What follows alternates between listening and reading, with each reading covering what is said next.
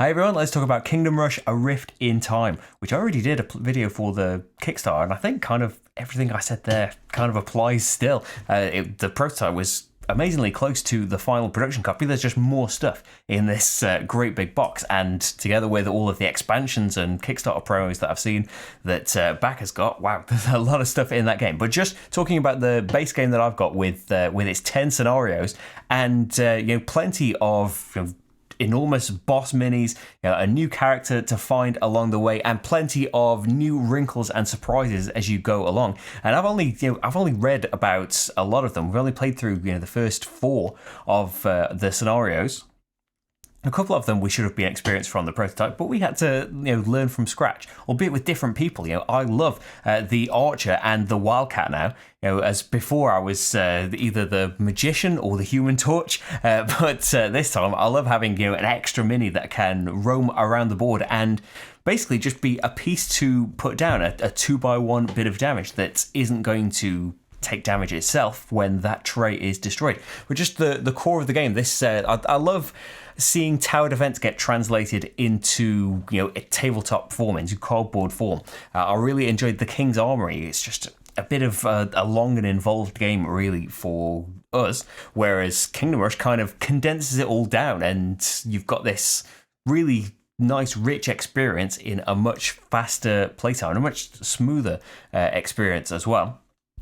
So yeah, I love how it translates it, although I'm not really very experienced with the app itself and how well it translates that. From what I've played, it's a tower defense game, and it seems to do that very well, and the board game version of it translates that beautifully, but adds in this extra thing. So we're cooperating, we're building towers, we're roaming around doing our general abilities. That's the tower defense stuff, but the kind of big twist in Kingdom Rush is all of your damage being these polyamino pieces, and so the actual distribution of damage being a puzzle in itself. Just because you can do these huge amounts of damage from your leveled up towers, can you fit that in? Have you placed things in such a way that tower is going to have to go somewhere else now because you've only left yourself with a certain shaped gap?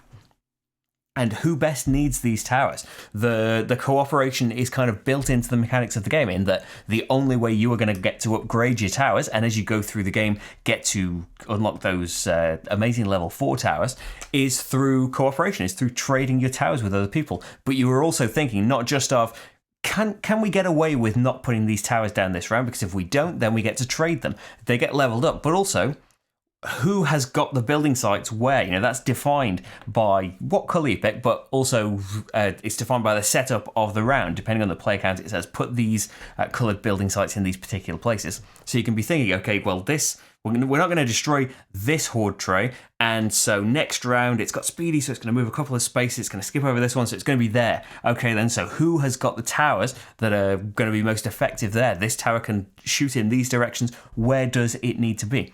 So there's all this cooperation going on that, yeah, I feel that with more players, it's harder to know where to send all this stuff. I find it's, well, easier. We're more successful as 2 players, just because, yeah, there's only the 2 of you. You've got more building sites available to each person, and so it's easier to kind of know where you're at. There's just more going on, and you need to coordinate more, of course, with more people around. But hey, I've mostly played things 2 players, so I kind of lean that way anyway. But yeah, I love that cooperation and the puzzle itself, in that I don't really know of. I'm sure I'm forgetting something glaringly obvious that you can let me know about in the comments, but cooperative polyamino games, I mean, there's tons that we love, from Patchwork and Feast for Odin and Baron Park, all sorts of competitive games that are fantastic, but bringing it into a cooperative realm is a really, really beautiful touch. And then on top of the basic gameplay, as I said before, you've got this ridiculous amount of content, and then when the expansions make it out here, It's going to add even more campaigns, and I'm sure, I don't know about the content of those expansions, but I'm excited based on what I've seen from the base game and what we've got to look forward to in the later scenarios. I'm really excited to see what they could do with expansions, and hopefully this keeps going and there will be more and more for it. Not that there isn't plenty already, but hey, I've got 2 playthroughs that you can see for this now from all different scenarios, and hopefully they would give you the best idea of whether or not you would be interested in the game. I absolutely love it. But hey, what do I know anyway?